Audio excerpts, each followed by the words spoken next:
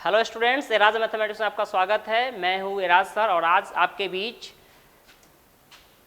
BPSC, SSC, railway, Bihar police, etc exam में जो maths का महत्वपूर्ण टॉपिक होता है उस पर हम चर्चा करेंगे और एकदम बेसिक से चर्चा करेंगे। जैसे मैथ्स का जो स्टार्टिंग होता है वो सिंप्लीफिकेशन, कैलकुलेशन, नंबर सिस्टम, तो हम आपको बिल्कुल एकदम बेसिक से शुरू करेंगे और पर डे आपको यूट्यूब के माध्यम से आपको वीडियो अपलोड होते रहेगा और जो भी टॉपिक आपको बीच पढ़ाया जाएगा उसका पीडीएफ और पीडीएफ के साथ साथ हमारा 2 यूट्यूब चैनल है, एक एराज मैथमेटिक्स और एक ज्ञान गंगा ट्यूटोरियल। ये दोनों पे आपको उपलब्ध रहेगा सारा के सारा वीडियो और आपको A to Z मैथ का सारा कंटेंट्स 0 लेवल से लेकर हाई लेवल तक आपको इस चैनल के माध्यम से आपको पढ़ने का मौका मिलेगा। तो बिना समय गवाए हम लोग टॉपिक की इधर चलते हैं। सबसे पहले हम लोग, और खास करके यह जो टॉपिक अभी होगा हमारा, वह अभी जो बीपीएससी वाले जो एग्जाम में मैथ्स और रीजनिंग का 20-20 क्वेश्चन कर दिया, यानी 40 क्वेश्चन लगभग आपसे पूछा जा रहा है, उसमें काफ़ी इसका बहुत बड़ा योगदान होने जा रहा है और जो एकदम टू द पॉइंट पढ़ाएंगे ताकि रेलवे, एसएससी और बीपीएससी में आपको बहुत ही उपयोगी होगा। तो सबसे पहले मैथ्स का जो टॉपिक है कि क्या आपको पढ़ना है, कितना पढ़ना है, किस लेवल का, किस एग्जाम में किसकी ज़रूरत होती है, कौन सा टॉपिक, उस पर चर्चा कर लेते हैं सिलेबस के बारे में। तो देखेंगे मैथ सिलेबस, मैथ्स का जो सिलेबस है, सबसे पहले हम आपको स्टार्ट करेंगे बेसिक से।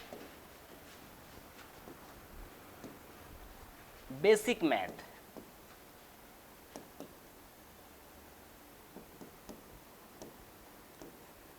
बेसिक मैथ्स में हम आपको क्या करेंगे, इसमें सिंप्लीफिकेशन, सॉरी, इसमें कैलकुलेशन पार्ट को बेहतर बनाएंगे।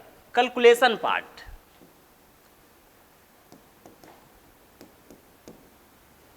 कैलकुलेशन पार्ट को हम देखेंगे ताकि हमारा जो है बड़ा से बड़ा गुना, भाग, स्क्वायर, घनमूल, वर्गमूल, एकदम सेकेंडों में जो भी कैलकुलेशन होगा वो फास्ट करेंगे। क्योंकि मैथ्स का कुछ भी करेंगे तो लास्ट में उसका क्या होता है, मेन कैलकुलेशन ही होता है।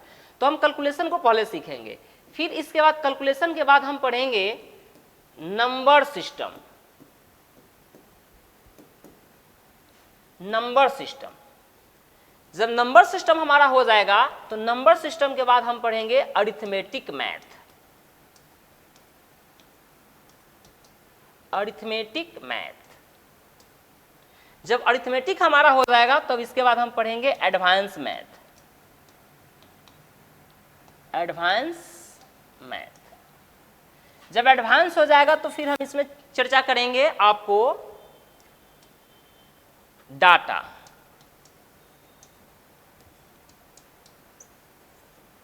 टेबल और पाई चार्ट।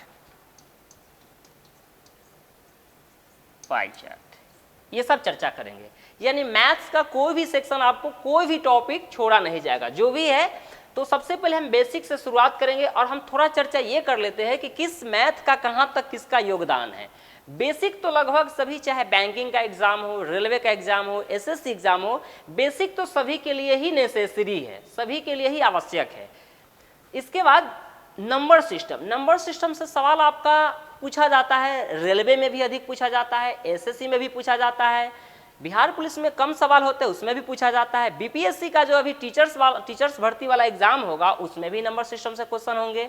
यानी लगभग सभी कॉम्पिटिटिव एग्जाम में आपका कैलकुलेशन और नंबर सिस्टम बहुत उपयोगी होता है।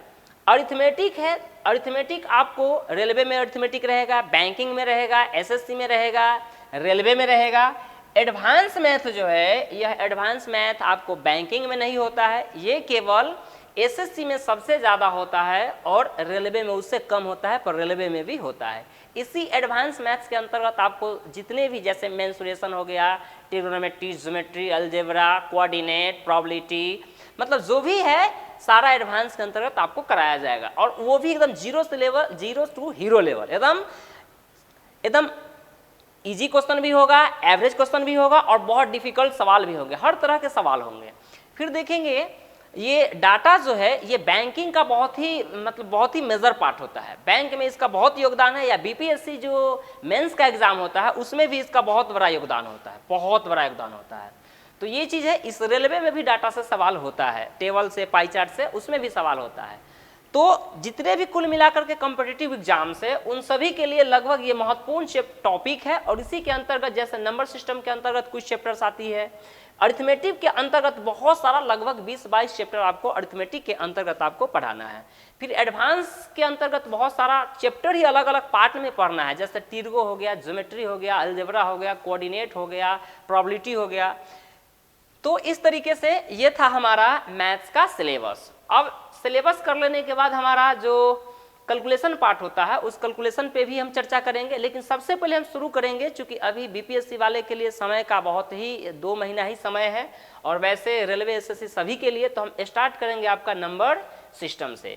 नंबर सिस्टम से चूंकि सवाल बहुत ज़्यादा पूछा जाता है, इसलिए सबसे पहले हम इससे शुरू करेंगे, और पुनः ये कर लेने के बाद हम कैलकुलेशन इस पार्ट को भी आपको पूरा कराएंगे। हालांकि इसका एक वीडियो हम लोग यूट्यूब पर डाले थे, लेकिन बहुत ज़्यादा नहीं डाल पाए हैं, तो इसका भी करा दिया जाएगा, ठीक है। इसी में हम कुछ पार्ट इसका करा देंगे, बेसिक का कुछ पार्ट जो है वो इसमें करवा देंगे और कुछ पार्ट आपको इसमें करा दिया जाएगा।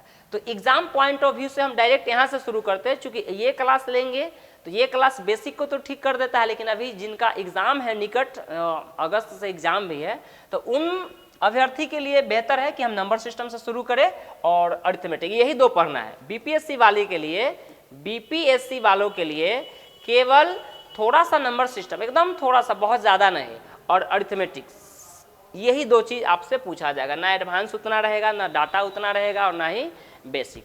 तो चलिए हम लोग शुरू करते हैं।